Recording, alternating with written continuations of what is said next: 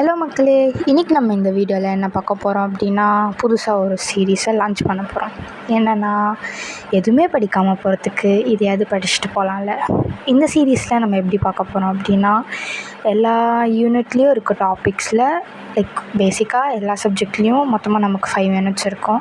அந்த 5 யூனிட்ஸில் இருக்கிற பேசிக் topics and important டாபிக்ஸ்ன்னு இருக்கும்ல, அதை வந்துட்டு நம்ம லிஸ்ட் டவுன் பண்ணி அதில் இருக்கிற மெயின் பாயிண்ட்ஸ்னு சொல்லலாம், இல்லை மெயின் ஏதாவது ஒன்று மெயினாக இருக்கும்ல, மெயினாக இருக்கிற 2 மார்க்ஸ் அண்ட் 16 மார்க்ஸை மட்டும் படிக்க போகிறோம்.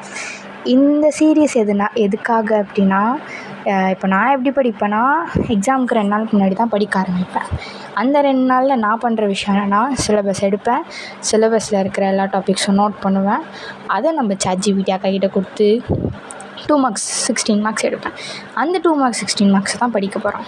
இட் டேக்ஸ் மீ சாலிடாக 1.5 days அண்ட் இருக்கிற ஹாஃப் டேயில் தான் நான் படிப்பேன் எக்ஸாமுக்கு.